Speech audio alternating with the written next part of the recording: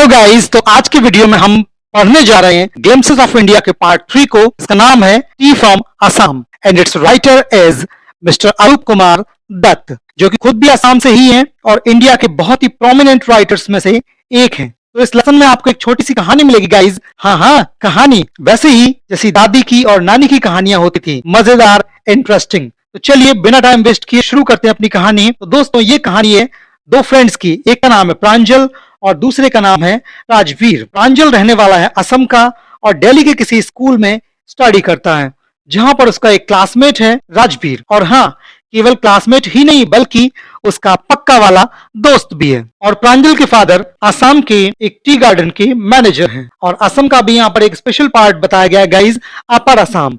जी हाँ, जिस तरीके से हम इंडिया को डिफरेंट पार्ट्स में डिवाइड करते हैं, northern India, eastern India, southern India और वेस्टर्न पार्ट, उसी प्रकार से असम को भी यहाँ पर पार्ट्स में डिवाइड करके बताया गया है। तो प्रांजल के फादर का जो टी गार्डन है, मतलब जिस टी गार्डन के वो मैनेजर हैं, वो है अपर असम में। और प्रांजल ने राजवीर को इनवाइट किया है कि चल दोस्त, इस समर वेकेशन में तुझको मैं अपना टी गार्डन दिखाता हूं। और वे दोनों दिल्ली से निकल पड़ते हैं असम के लिए ट्रेन के द्वारा। उनकी ट्रेन की जर्नी के दौरान शुरुआत होती है एक वेंडर से, जो कि चाय बेच रहा था और वहां पर चिल्लाता है, चाय गरम, गरम चाय, चाय गरम, गरम चाय ले लो। और वो जब उनकी विंडो पर आता है तो उनसे पूछता है, साहब चाय लेंगे? तो प्रांजल ने कहा, जी हाँ, हमको 2 कप चाय दे दो। और गर्मा गर्म चाय को एंजॉय करने लगते हैं। और उनके कंपार्टमेंट में लगभग सभी लोग चाय पी रहे थे, तभी राजवीर एक फैक्ट लेकर आता है। वो कहता है कि तुम जानते हो कि पूरी दुनिया में नियरली चाय के लगभग 80 करोड़ कप से भी ज्यादा कंज्यूम हो जाते हैं। प्रांजल ने कहा कि चाय तो बहुत ही ज्यादा पॉपुलर है।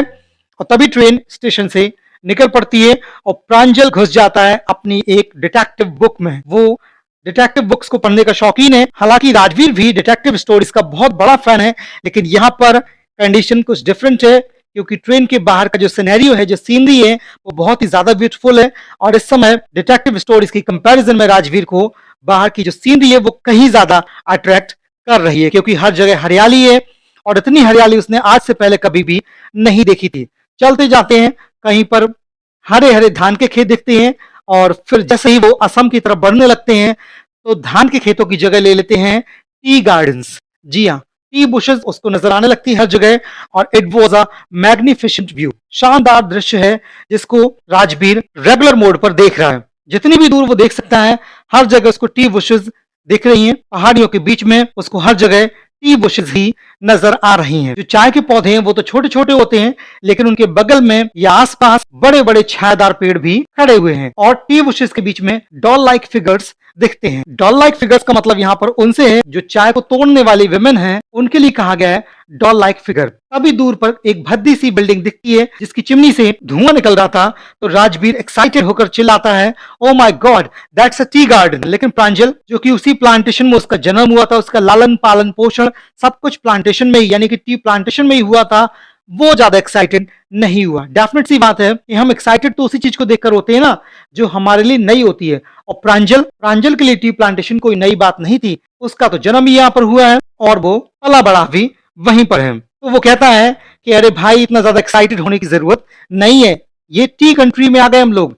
Yes, this is the largest concentration of plantations in the world. ये भी एक फैक्ट बताता है वो कि ये दुनिया का सबसे बड़ा चाय का प्लांटेशन यही है असम में। और ये इतना बड़ा है कि तुम अपनी पूरी लाइफ भी अगर इसको देखोगे तो ये गार्डन्स खत्म नहीं होंगे। तो राजवीर कहता है कि ये तो अच्छी बात है जो तुमने मुझे बताई, लेकिन भैया मैंने भी टी के बारे में काफी ज्यादा पढ़ा हुआ है। मीन टू से, यहाँ पर आने से पहले राजवीर ने काफी ज्यादा चीजें टी के बारे में स्टडी करी है, पढ़कर आया है। और वो बताता है कोई नहीं जानता कि चाय की डिस्कवरी कब हुई, कहाँ हुई और किसने की। बस उसके बारे में कई प्रकार के लेजेंड्स पाए जाते हैं, मतलब कि कई प्रकार की स्टोरीज पाई जाती हैं, लेजेंड्स पाए जाते हैं। प्रांजल को थोड़ा सा आश्चर्य हुआ और उसने कहा, अरे भाई बताओ जरा, ये लेजेंड्स क्या हैं, ये कथाएं क्या हैं? तो राजवीर बताता है कि इसकी जो एक कथा है वो चाइनीज एम्परर के बारे में है, मतलब कि चाइना से रिलेटेड है। वहां पर एक चाइना का एम्परर था जो पानी को पीने से पहले हमेशा बॉयल करता था। अब उनके घर पे गैस तो था नहीं या कोई हीटर तो था नहीं, तो वो लोग क्या करते थे, चूल्हे पर आग जलाकर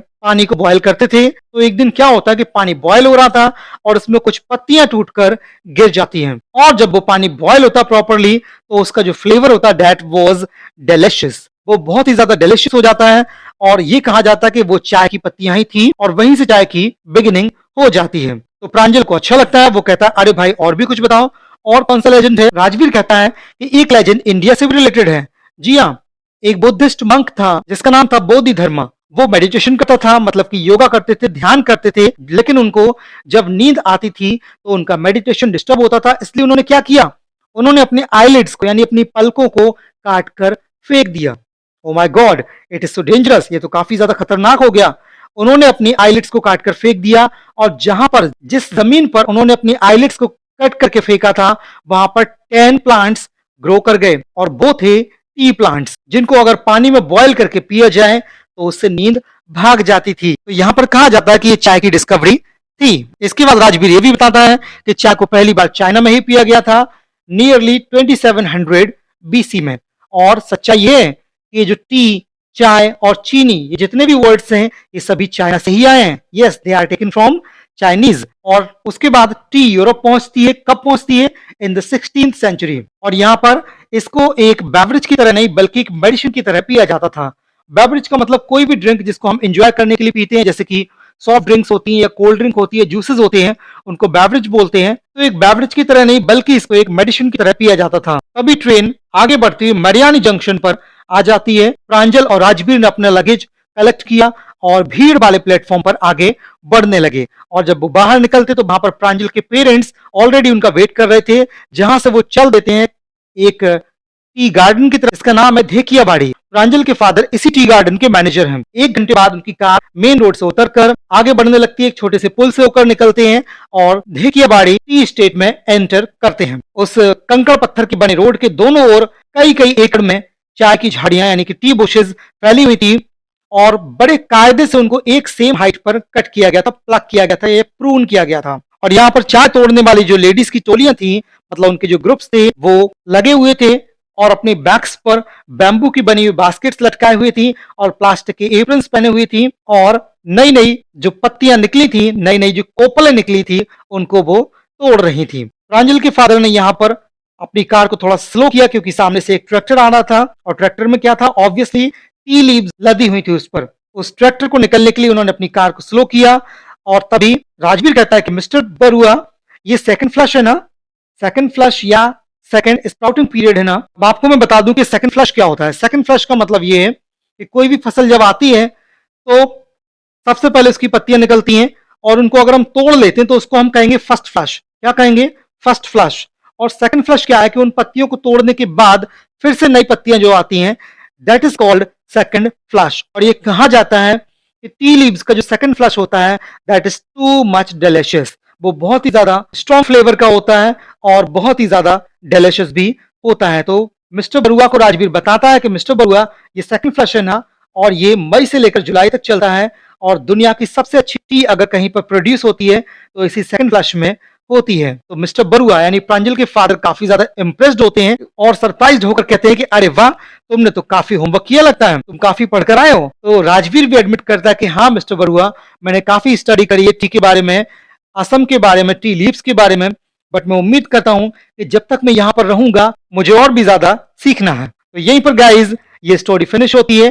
कमेंट सेक्शन में जरूर बताइए कि आपको स्टोरी कैसी लगी। See you in the next video. Till then stay happy, keep smiling, keep learning. Thank you so much for watching.